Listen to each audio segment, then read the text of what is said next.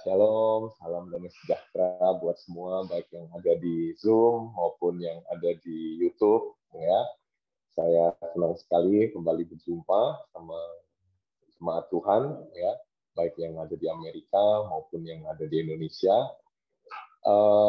Saya nggak nyangka ya, kita sudah ada di penghujung tahun 2022, ya, dan sudah begitu marak ya perayaan dan persiapan perayaan Natal, ya, luar biasa. Nah, Bapak Ibu, Saudara, di kesempatan kali ini, di worship kita malam hari ini, ya, di Amerika, dan worship kita di pagi hari ini, saya rindu supaya kita semua boleh terima kebenaran firman Tuhan yang utuh tentunya. Ya, saya tergugah dengan sebuah bahan yang sebenarnya saya renungkan dari sejak bulan September yang lalu. Ya. Sebenarnya saya mau sampaikan di bulan Oktober kemarin, ya, Pak Pastor Yongki sempat undang saya di bulan Oktober ya Pak. Tapi di bulan Oktober ternyata ada begitu banyak jadwal yang sepertinya nggak bisa confirm, jadi akhirnya sekarang nih ya di bulan Desember gitu. Nah, topik saya hari ini tentang invasi. Bagaimana atau seperti apa yang terjadi dalam hidup kita soal invasi. Ya, mungkin Bapak Ibu Saudara tahu 24 Februari yang lalu Rusia menginvasi Ukraina, ya, tadi sudah sempat didoakan juga ya. Nah, saya terus berpikir ya, ini kata-kata invasi kok kayaknya cukup menarik gitu ya. Sampai akhirnya di bulan September kemarin itu bahan saat teduh yang saya baca itu apa? Saya melihat ada satu judul namanya penyerbuan yang dahsyat. Nah, akhirnya topik saya hari ini saya mau angkat tentang invasi, ya, penyerbuan yang dahsyat. Ya, mungkin Bapak Ibu pernah dengar ya materi ini sebelumnya ya dari YouTube atau dari sharingnya teman-teman yang lain. Tapi malam hari ini saya spesial kepengen memberikan ini kembali kepada Anda semua. Judul sederhananya adalah invasion, penyerbuan yang dahsyat. Mungkin kalau kita kaitin di bulan Desember ini ya Christmas invasion ya kayaknya lebih tepat ya. Saya yakin di bulan Desember ini sebentar kita akan rayakan kelahiran Tuhan kita, Tuhan Yesus. Itu bukan cuma sekedar sebuah kelahiran. Saya menganggap di Christmas tahun ini adalah sebuah momen di mana hidup saya seharusnya diinvasi oleh Kristus seutuhnya. Ya, hidup kita harusnya diserbu dengan kebenaran-kebenaran firman Tuhan. Tapi kemarin saya melihat satu berita ya di Amerika, Presiden Joe Biden menandatangani ya sebuah pernyataan yang ya buat saya sebagai anak Tuhan tuh rasanya sedih ya sebenarnya ya. Menandatangani momen sebuah aturan-aturan yang berkaitan dengan hal-hal yang cenderung tidak bermoral ya secara kekristenan ya seperti itu. Nah, ini kalau kita lihat ya dalam hidup kita itu sebenarnya kita sedang mengalami dua jenis invasi sebenarnya. Invasi yang pertama adalah invasi kebenaran. Nah, invasi yang kedua sebenarnya kita sedang dikejar atau sedang diserbu sama hal-hal yang jahat ya. Dan itu persis banget ditulis di dalam 2 Timotius. 2 Timotius 3 ayat 2 sampai 5, kalau Bapak Ibu lihat lagi ya di sini ya, ini keadaan manusia pada akhir zaman ya. Saya nggak akan jelasin semua, tapi Bapak Ibu coba ingat-ingat lagi, coba perhatikan lagi ya poin-poinnya. Manusia akan mencintai dirinya sendiri. Dan ini terjadi, terlihat jelas sekali. Ya, menjadi hamba uang. Jadi uang jangan-jangan sudah menginvasi hidup kita. Mereka akan membual dan menyombongkan diri, mereka akan jadi pemfitnah, mereka akan berontak terhadap orang tua, tidak tahu berterima kasih, tidak mempedulikan agama. Nah, saya waktu baca lagi kata tidak mempedulikan agama, ternyata di dalam bahasa aslinya kalau saya terjemahkan secara bebas bunyinya begini. Muak dengar kata-kata tentang agama dan Tuhan. Jadi waktu dengar kata Tuhan dia bilang, Ya, gitu lagi gitu. Nah, itu dikatakan tidak mempedulikan agama, ya. Tidak tahu mengasihi, tidak mau berdamai, suka menjelekkan orang, tidak dapat mengekang diri, garang, tidak suka yang baik, suka mengkhianat, tidak berpikir panjang, berlagak tahu, lebih menuruti hawa nafsu daripada menuruti Allah. Secara lahiriah mereka menjalankan ibadah mereka, tapi pada hakikatnya mereka memungkiri kekuatan. Nah, saudara, Bapak Ibu, dari ayat ini jelas sekali bahwa di masa-masa saat ini, akhir hidup, di masa-masa akhir zaman ini, hidup kita itu adalah hidup yang sebenarnya sedang diinvasi, sedang diserbu sama semua hal yang tertulis di ayat-ayat ini. Kita lagi diserbu untuk kembali mencintai diri kita sendiri. Diserbu untuk mulai menyukai tayangan-tayangan yang hanya memuaskan ego kita. Diserbu untuk menunjukkan keberhasilan-keberhasilan kita. Diserbu untuk melakukan hal-hal yang buruk. Diserbu untuk melakukan hal-hal yang tidak berkenan gitu ya. Secara etika itu rusak ya, seperti itu. Berkhianat, nggak berpikir panjang, nggak mau setia, nafsu dan sebagainya. Itu hari-hari ini kita lagi serbu sama hal-hal itu gitu. Tapi pagi atau malam hari ini saya rindu supaya kita tuh sadar dan berbalik ya. Hidup kita itu jangan cuma sekedar jadi orang yang diem aja, terus kita membiarkan dunia ini menginvasi hidup kita. Jangan. Kita harus serbu balik. Kita harus lawan balik. Gitu. Kita jangan jadi orang Kristen atau orang percaya yang ya sudahlah, kita ini cuma nunggu, kita ini cuma domba kelu yang udah tunggu di pembantaian. Wah, menurut saya konteksnya nggak begitu ya. Kita ini sebagai orang percaya, kita perlu serbu balik loh dunia ini. Kalau dunia nyerbu kita dengan hal-hal yang kayak begini, ini saatnya kita serbu kembali dunia dengan kebenaran. Buktinya ada di mana? Yesus mengatakan begini, datanglah kerajaanmu, jadilah kehendakmu di bumi seperti di surga. Bapak Ibu, ini statement ini, pernyataan yang Yesus ungkapkan ini di dalam doa Bapa kami. Ini adalah doa penyerbuan. Saya bilang ini yang namanya invasion prayer. Ini loh yang kita nggak boleh lupakan. Ya, jadi kalau dunia serbu kita, ini waktunya kita pegang lagi firman Tuhan, dan kita serbu balik dunia. Dengan apa? Dengan ayat ini. Datanglah kerajaanmu, jadilah kehendakmu, di bumi seperti di surga. Ini kan artinya, heaven invade earth. Lewat siapa? Ya lewat saudara dan saya. Gitu loh. Kita harus invade kembali, kita mesti serbu balik dunia ini. Gitu.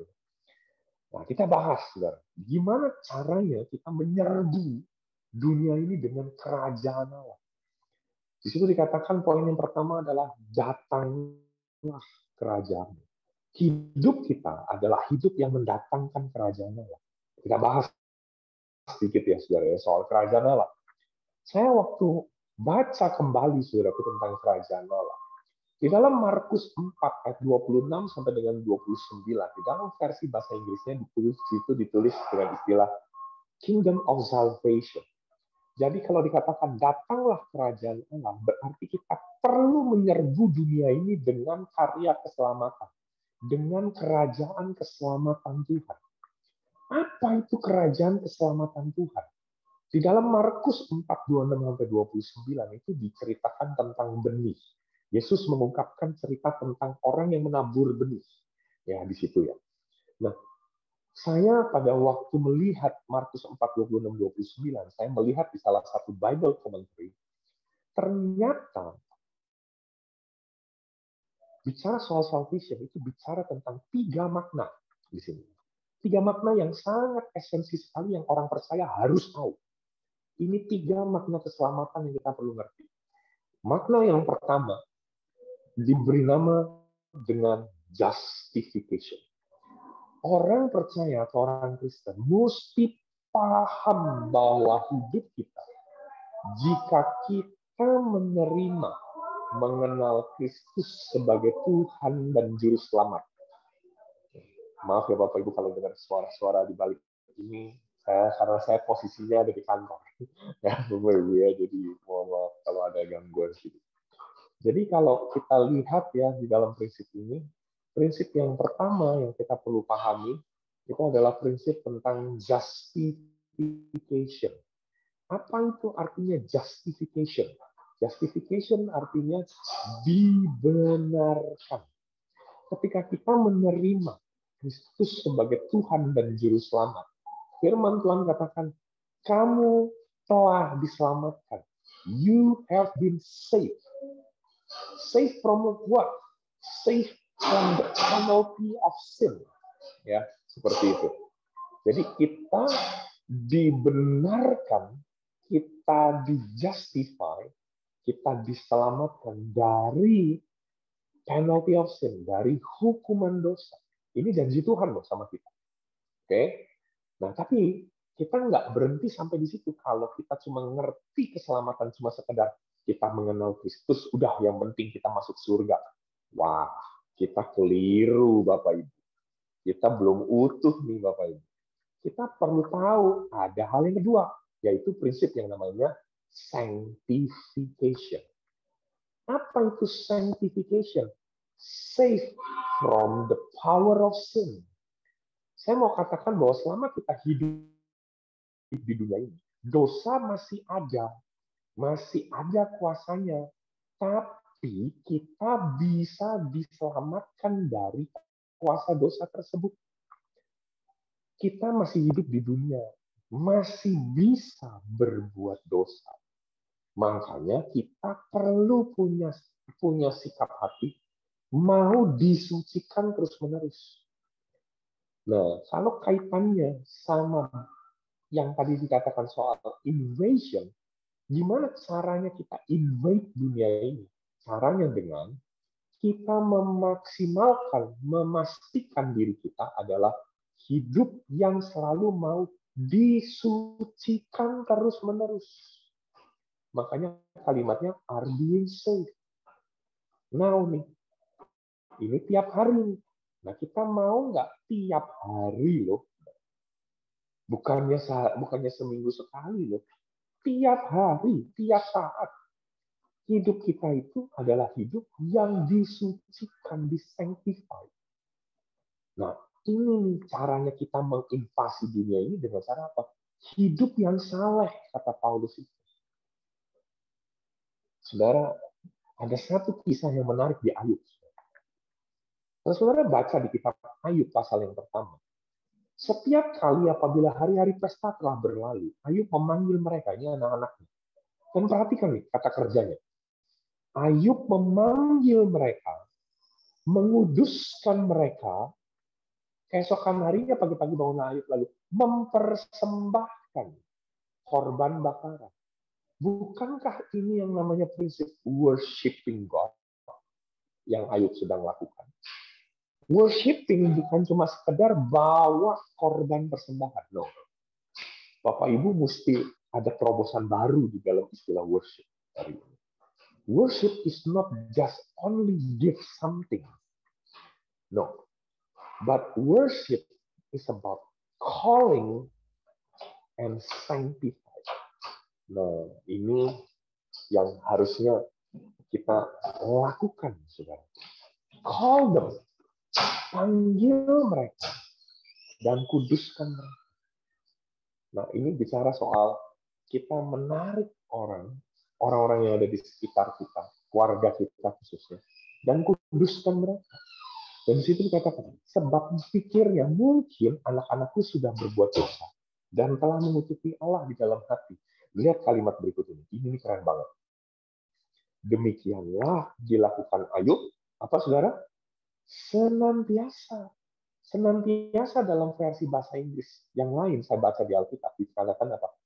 On daily basis. Kalimatnya daily basis loh saudara. Jadi bukan sesekali saudara. On daily basis. Artinya gini saudara. Sanctification berarti proses setiap hari. Tiap hari kita kuduskan. Kita kuduskan pikiran kita kuduskan hati kita. Ini loh the real worship. Jadi worship from home nggak cuma tiap nggak cuma tiap Jumat, nggak cuma tiap Kamis, saudaraku. Worship itu ya daily basis. Ini yang dimaksud dengan invade the world. Gimana caranya you invade the world? Tiap hari hidupmu datang worshiping God. Dengan cara apa? Panggil setiap orang yang ada di sekitar hidupmu, kuduskan mereka dengan kebenaran. Saudara, prakteknya gimana toh Pak? Ini saya mau cerita. Di bulan Agustus yang lalu, saudaraku, kita kan terakhir ketemu bulan Mei. Saya ingat di catatan saya kita ketemu bulan Mei, ya, Pak Yongki. Ya. Di bulan Agustus kemarin saya dapat inspirasi baru. Pada waktu saya mulai baca tentang on daily basis atau yang namanya senantiasa ini, gitu kan. Saya mulai sadar bahwa ternyata hidup saya ini harusnya setiap hari. Ya, harusnya itu setiap hari. Setiap hari ngapain? Setiap hari connect sama firman Tuhan. Dan akhirnya apa? Saya coba cari teman-teman yang mau saat teduh bersama-sama tiap pagi. Kami kalau di Abalov itu, kami ada yang namanya istilah Coram Deo. Coram Deo itu artinya berhadapan wajah dengan wajah setiap hari. Nah, pada waktu saya lakukan itu, gitu kan, saya mulai praktekin itu, ternyata hasilnya luar biasa. Hasilnya luar biasa. Cuma masalahnya adalah apa? Di momen Coram Deo kami, itu kan ada momen yang disiapin sama gereja. Itu mereka baru mulai lakukan 5:30 pagi. Saya bilang, aduh, kalau mulainya 5:30 pagi, saya udah telat. Bisa nggak ya mulai lebih pagi? Dia bilang nggak ada yang bangun. Saya bilang begini, kalau saya mulai startnya 5:30 pagi, dan acaranya itu 1 jam, tadi kan katakan ada doa 1 jam saja itu ya, situ kan morning prayer kan. Saya udah terlambat. Kalau 5:30 berarti selesai 6:30. Nah sementara saya itu udah harus ada di satu tempat untuk saya berangkat ke kantor itu jam 7:15. Nah, kalau saya lakukan itu, berarti pada waktu saya lagi acara worship atau lagi acara Coram Deo itu, saya harus nyambi gitu. Nyambi mandi, nyambi ganti baju. Ya kan nggak mungkin dong, sudah nggak bisa duduk diem model kayak gini gitu loh, sudah. Nah, itu saya hindari biasanya kalau saya lakukan saat itu saya hindari untuk nyambi. Ya, saya paham lah ya, orang New York pasti lebih ngerti arti nyambi. Ya, gitu ya. Apa ya Pak Yongki ya, nyambi ya. Dalam bahasa Indonesianya ya. Ya. Melakukan sesuatu bersamaan lah ya, seperti itu ya, multitask gitu ya. Nah, saya enggan tuh melakukan kayak gitu. Dan saya bilang, ada nggak ya yang bersedia melakukan Coram Deo bersama-sama dengan saya, tapi lebih pagi? Ditanya, jam berapa? Jam 4. Saya bilang gitu. Supaya selesainya jam 5. Supaya pakai selesai jam 5, saya masih bisa olahraga dulu 1/2 jam sampai 5:30. Terus kemudian saya masih bisa siap-siap. 6:15 saya udah siap ada di stasiun Transjakarta. Supaya saya bisa berangkat kerja. Karena saya biasanya mulai training itu jam 7:30 pagi. Wah, semua orang bilang, nggak ada yang mau, Kak. Nggak ada yang mau. Gitu. Sampai akhirnya ada satu orang bilang, Kak, aku bersedia, Kak, bantuin Kakak. Tapi boleh nawar nggak? Kita startnya 4:30 ya, jangan jam 4 ya. Akhirnya kami, Bapak Ibu, setiap pagi sekarang, setiap pagi, 4:30 pasti Coram Deo. Sampai jam 5:15. Habis itu saya masih bisa olahraga, terus kemudian lakukan aktivitas dan berangkat kerja. Saudara. Dan itu mulai rame, makin lama makin banyak. Tapi saudara, setelah saya mulai jalanin itu 3 bulan, saudara, di bulan di bulan November kemarin, saya mulai ngerasain, kok kayaknya kalau hanya dilakukan sama orang-orang yang satu iman sama saya, kok kayaknya ya biasa aja ya, seperti itu ya. Saya mulai berpikir gimana caranya kalau kita mulai melakukan Coram Deo di komunitas yang lain, seperti itu. Dan akhirnya saya mulai menggagas.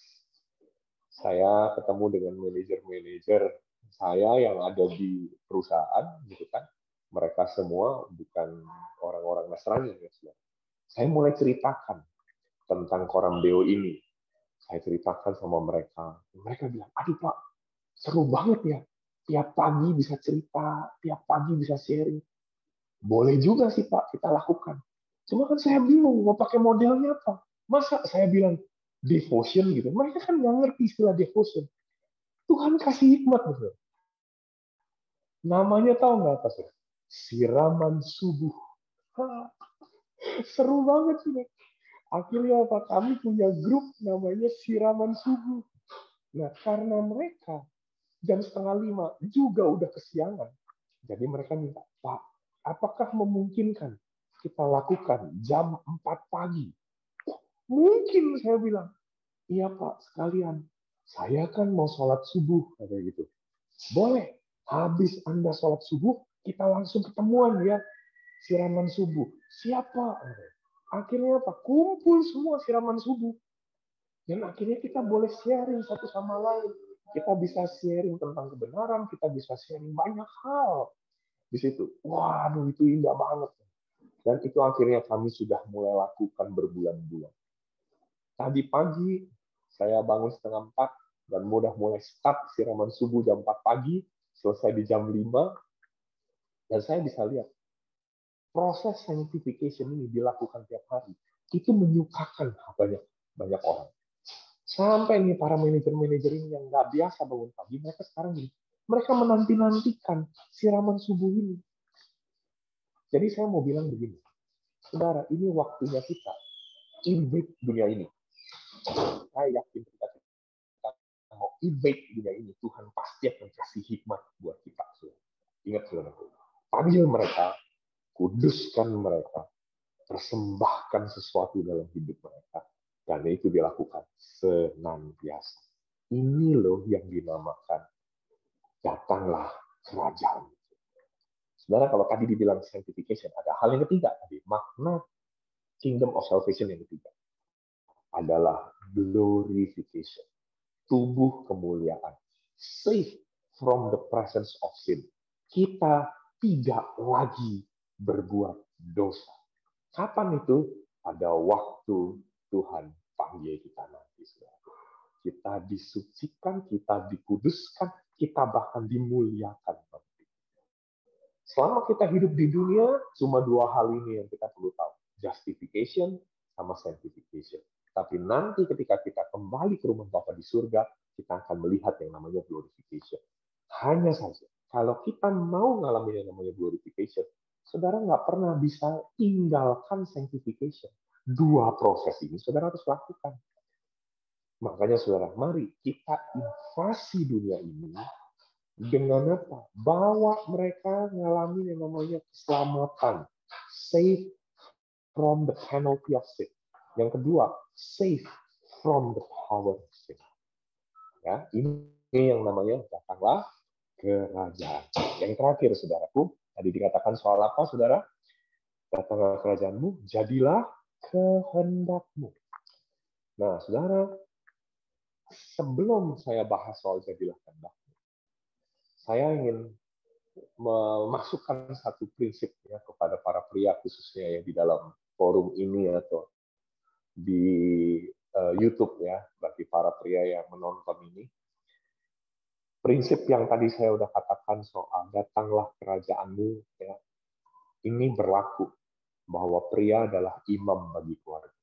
Bertanggung jawab untuk jaga moralitas dan menuntun istri, anak, dan orang tuanya hidup dalam kebenaran. Jadi Anda bertanggung jawab. Kalau Anda mau bilang yang namanya jadi worshiper, jadi penyembah, lakukanlah dalam bentuk tanggung jawab. Jaga moralitas keluargamu. Tuntun hidup keluargamu untuk hidup di dalam kebenaran. Oke. Jadilah kehendak. Apa maksudnya? Apa poin yang ditekankan di sini? Saya mau katakan jadilah kehendakmu bicara soal kepekaan. Saudara, di dalam Roma pasal yang ke-12. Ya. Di sini dikatakan, saudaraku, ya, saya pakai versi bahasa Indonesia sehari-hari ya, saudara. Janganlah ikuti norma-norma dunia ini. Biarkan Allah membuat pribadimu menjadi baru. Supaya kalian berubah Dengan demikian kalian sanggup mengetahui ya kemauan Allah, yaitu apa yang baik dan yang menyenangkannya, menyenangkan hatinya, dan yang sempurna. Saudara, saya gunakan versi ini. Kenapa saya tergugah sekali dengan istilah baru? Saudara, di Alkitab, kata baru itu ditulis di dalam bahasa aslinya ada dua. Ada yang namanya neos, ada juga yang kedua adalah kainos. Neos itu artinya baru secara waktu, ya, baru secara waktu. Jadi contoh, kita habis petik apel, apel tersebut baru dipetik. Nah, kata baru tersebut kita bilang neos. Tapi setelah tunggu beberapa saat, apel tersebut lama-kelamaan akan semakin memudar warna kulitnya. Ya kan? Nah, dia udah nggak bisa lagi dibilang neos di situ. Kenapa? Udah nggak baru lagi. Jadi karena adanya waktu, akhirnya dia berubah. Akhirnya dianggap sebagai apel yang lama. Tapi kata baru di sini, Tuhan menggunakan istilah yang namanya kainos.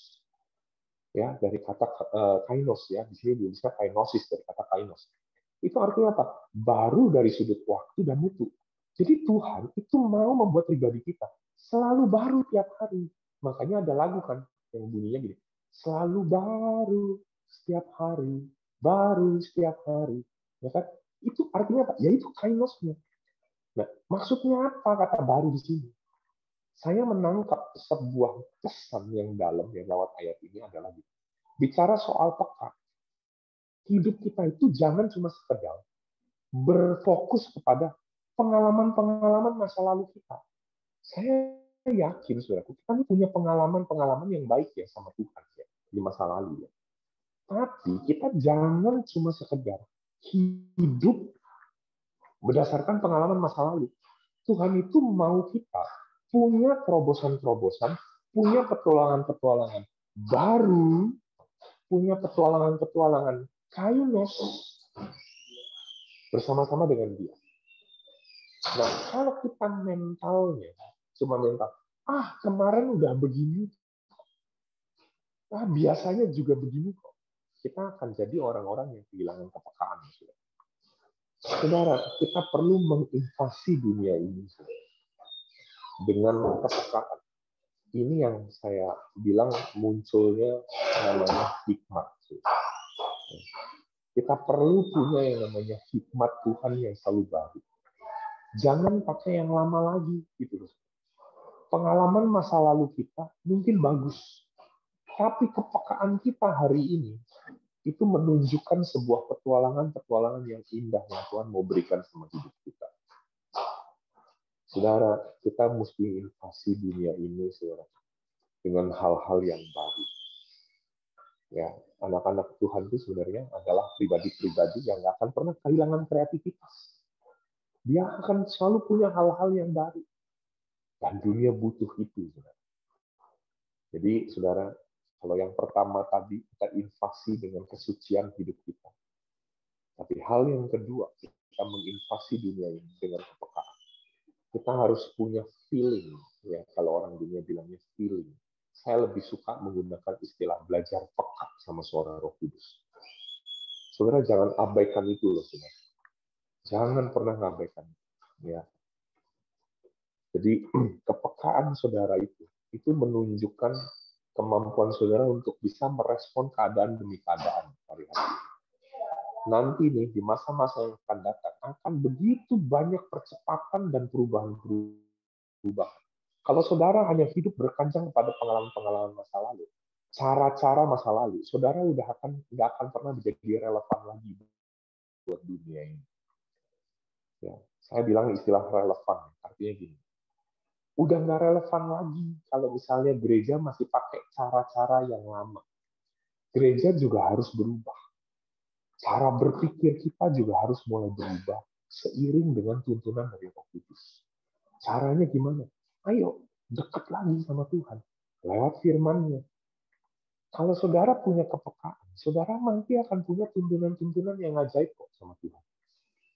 Saya tutup dengan sebuah kisah. Kisah ini bagus banget, saudara.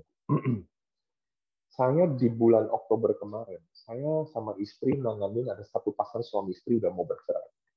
Kasusnya KDRT. Sang suami itu melakukan tindakan pemukulan sama istri. Parah, kondisinya sudah sangat membahayakan. Sampai akhirnya kasus mereka udah masuk dalam kepolisian, udah masuk ranah hukum, dan sang suami sudah jadi tersangka. Statusnya sudah tersangka.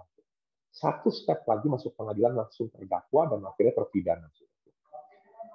Saudara, tapi nggak tahu kenapa Tuhan tuh bisa kayak kasih ke kami itu untuk ayo bantu keluarga ini. Saya ini yang nggak punya karunia itu untuk nemenin kasus-kasus yang kayak gini gitu loh, nggak punya. Karunia saya tuh adalah karunia ngaji. Karunia gembala itu kok kayaknya sangat kurang gitu loh dalam diri saya. Tapi dahsyatnya, Tuhan itu tuh kayak kasih sesuatu gitu loh dalam diri saya. Dan akhirnya istri saya tuh bilang, ayo doa. Nah waktu kami doa, terus kayak seperti diingatin lagi, akhirnya mau nanya sama pasangan ini, kalian berdua siap nggak dikonseling? Terus mereka bisa bilang, siap. Sang istri ini udah keluar loh dari rumah. Sudah keluar dari rumah. Dan sang suami ada di rumahnya. Jadi mereka ini udah benar-benar pisah gitu. Nah, akhirnya kita konseling dan saya lagi mikir ini konselingnya mau model apa. Terus istri tuh bisa bilang gini, kamu masih inget nggak dulu waktu Arsya masih kecil kita tuh pernah bacain Amsal sama dia tiap hari. Gimana kalau pasangan ini kita ajakin aja saat teduh tiap hari bacain Amsal, tapi syaratnya nggak boleh pakai ayat buat nyerang pasangannya. Karena kan biasanya kalau udah kasusnya kayak gini kan pakai ayat buat serang pasangan. Ya udah kita tetapin aja nggak boleh. Begitu pakai ayat untuk serang pasangannya kita berhenti konseling. Deal. Wah, kita nego dan akhirnya mereka sepakat. Baru hari pertama bahas Amsal 1. Jadi ceritanya nanti November tanggal 1 Amsal 1, November tanggal 2 Amsal 2 dan seterusnya lah. Sampai Desember tanggal 1 Amsal 31. Saudara, di November tanggal 1 itu kasusnya udah tersangka, udah siap-siap masuk pengadilan, pokoknya udah tinggal tunggu waktu suaminya di penjara deh intinya. Hari pertama itu udah pakai ayat buat serang-serangan. Jadi saya tanya, ya kamu dapat apa? Saya dapat ayat 3 Kak, dapat ayat 5 Kak. Kenapa? Saya sih sebenarnya nih Kak, saya lihat ayat 3 ini cocok buat istri saya. Tapi karena kita udah sepakat bahwa kita nggak boleh pakai ayat buat serang pasangan kita, saya lebih baik nggak usah ngomong deh. Saya nggak sharing dulu deh. Saya belum bisa. Sang istri tanya, saya tanya, ayo kamu dapat ayat berapa? Iya, saya dapat ayat 8, saya dapat ayat 7. Terus, kenapa? Ya saya waktu baca ini saya jadi keinget tentang suami saya. Nah itu dia. Jadi mereka gunakan itu untuk serang pasangannya. Gitu. Tapi nggak apa-apa, udah saya doain lagi. Gitu. Saya paling nggak tahan loh biasanya begitu-begitu nggak tahan. Hari kedua, belum mulai. Sang istri udah telepon istri saya. Ci, udah ya, konselingnya kita cancel aja ya. Udah deh, penjarain aja deh suami saya deh. Udah, saya nggak bisa lihat perubahan dalam hidupnya dia. Mustahil spesies jenis begitu bisa berubah. Dia bilang suaminya spesies. Udah mustahil ya. Ya sudah, ayo doa. Ayo tetap paksa. Saya tetap paksa. Paksa terus. Dan itu tiap hari. Tiap hari. Nggak boleh, nggak. Pokoknya tiap hari. Dimanapun saya berada, pokoknya harus tiap hari. Saya ambil tuh prinsip senantiasa tadi. Tahu nggak apa yang terjadi? Hari ke-10 suami istri ini bisa ketemu di restoran, berinisiatif untuk ketemu, dan mulai membereskan isunya apa. Tahu nggak pakai apa? Ya pakai ayat dari pasal 1 pakai sampai pasal 10 itu. Mulai satu-satu dibenerin. Akhirnya di hari ke-11 udah mulai bisa santai, mulai bisa ngomong, mulai bisa tenang. Di pasal 30, saudara, sang istri cabut gugatan. Di tanggal 1 Desember, di tanggal 1 Desember. Sang istri memutuskan untuk balik pulang ke rumah. Dan mereka akhirnya sekarang satu rumah, gugatannya udah dicabut, dan mereka beresin. Saya nggak pernah nyangka, saudaraku, caranya kayak begini, nggak pernah nyangka. Yang saya mau katakan di sini adalah ini, belajarlah peka ngadepin masalah. Jangan kalau ada masalah, kita pakai pengalaman masa lalu kita, pakai cara-cara lama kita. Belajar libatkan Roh Kudus untuk lakukan sesuatu di dalam kehidupan kita. Cara-cara kita yang unik dan peka tadi, itu buat dunia rasanya hal yang mustahil. Tapi itu jadi kesaksian yang dahsyat. Sampai di kantor polisi, di pengacara pun geleng-geleng kepala. Kok ibu mau balik sih sama suami model begini? Tahu nggak apa yang terjadi? Si istri ini akhirnya mulai nginjil sama para pengacara dan polisi. Pak, saya ini punya Yesus. Yesus tuh ngajarin bahwa ya hidup tuh ada di tangan dia. Kalau suami saya lakukan lagi, memang gak ada yang menjamin. Bapak kan bilang, apa yang membuat ibu yakin bahwa suami ibu bisa yakin nih, suami ibu nggak akan lakukan KDRT lagi? Istrinya bilang, nggak ada sih Pak yang menjamin itu. Dan saya tahu bisa aja suami saya melakukan itu. Tapi buat saya Pak, saya harus lakukan tanggung jawab saya sebagai istri dan saya akan tetap layani dia. Itu polisinya sampai geleng-geleng kepala. Ini pasangan pertama yang saya temuin di kasus KDRT yang paling aneh. Satu langkah lagi, setengah langkah lagi Bu sebenarnya suami ibu masuk penjara. Tapi kok ibu malah cabut gugatan? Saya nggak habis pikir. Ibu diapain sama suami ibu? Enggak, suami saya nggak ngapa-ngapain. Kami cuma saat teduh bersama. Wah, itu benar-benar jadi kesaksian yang dahsyat. Ini loh Bapak Ibu yang saya maksud dengan menginvasi dunia ini dengan kebenaran. Gimana cara invasi dunia ini dengan kebenaran? Belajarlah jadi orang-orang yang peka. Dunia ini nggak punya kepekaan itu sama seperti kita. Kenapa? Karena kita punya Roh Kudus, mereka nggak punya. Jadi Bapak Ibu jangan pernah abaikan peran Roh Kudus, Bapak Ibu. Jadi poin yang terakhir bicara soal kepekaan. Jadilah orang-orang yang peka sama suara Roh Kudus. Invasi dunia ini dengan hal-hal yang Roh Kudus sampaikan dalam hidup. Itu aja yang saya bisa sharing hari ini. Ingat Bapak Ibu, ya, saya punya satu closing statement ya, saya mau tunjukin sama Bapak Ibu. Di dunia ini hanya ada dua prinsip. Allah sama dunia. Jika kita tidak menanamkan apapun, maka sudah pasti prinsip dunia lah yang akan menguasai hidup kita. Jadi kalau saudara bilang, udahlah Pak, saya tenang-tenang aja, diem-diem aja. Hati-hati. Saudara sebenarnya sedang mengizinkan prinsip dunia kuasai hidup. Ayo, saudara. Jangan jadi orang-orang yang diinvasi sama dunia. Tapi jadilah orang yang menginvasi dunia ini dengan kebenaran. Caranya cuma dua. Datanglah kerajaanmu, jadilah kehendakmu. Tuhan Yesus memberkati saudara.